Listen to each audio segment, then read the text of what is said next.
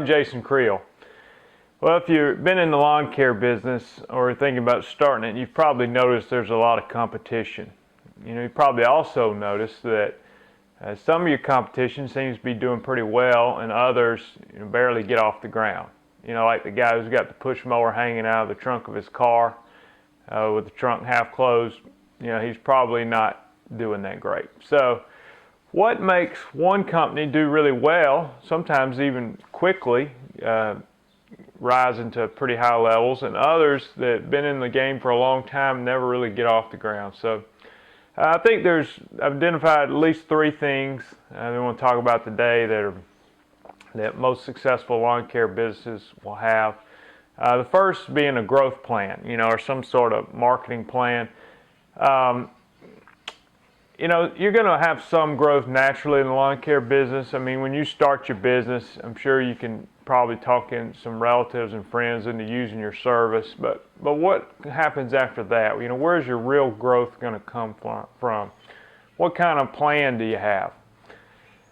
I think the good news is a lot of lawn care companies have no plan. So any plan with a little bit of effort, a minimal budget, is better than what a lot of people do. And so just by doing something, taking a little bit of time, having a little bit of a marketing plan could allow you to pass a lot of your competition. So, but I do think most companies that grow and become successful, I mean, they don't get there by accident. It's not just, well, this just happened and that happened. It's a deliberate action that they're taking. So, think about this question.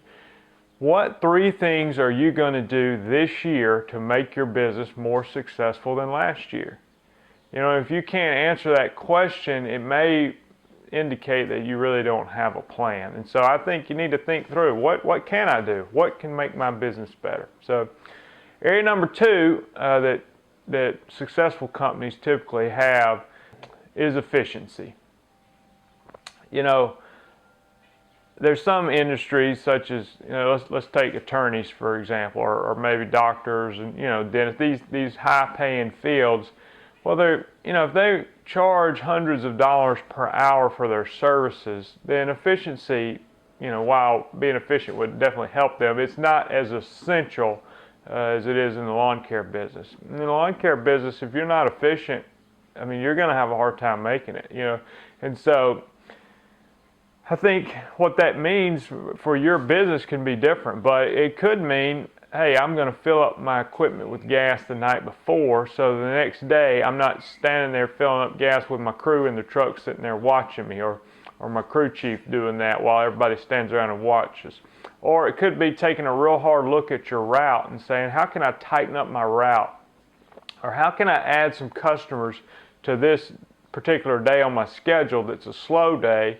Maybe if I picked up a few more customers in that neighborhood or on that side of town, that would make that day more profitable. We wouldn't be driving over there, for not as much money. Or maybe you have one customer who, lives a little bit further out, and you're driving out of the way to go cut 1 yard, and it would be, maybe you need to go up on that price, or maybe you need to drop that customer altogether, and you could be even losing money on a customer if it's costing you too much in overhead. So, just evaluating what areas can we be more efficient.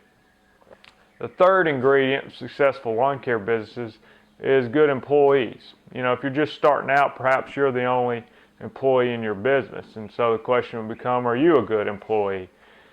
Well, if you've grown and you have several people in the business, the difference in having good employees and not so good ones is a big deal when it comes to your bottom line. Particularly if you're not running your business and you've got a crew chief running it, having a good crew chief it makes all the difference in the world. And so, I mean, it's definitely worth paying a little bit more to have a good employee than trying to cut costs there and have some people that are run your business in the ground. So, if you find an employee that a crew chief that wants to see your business succeed and is not just concerned about his hourly wage, it would be worthwhile, I think, to kick in a weekly bonus, on a good week, or some kind of extra compensation to help him think about the success of the company and not just, did I make how many ever dollars per hour this week. So,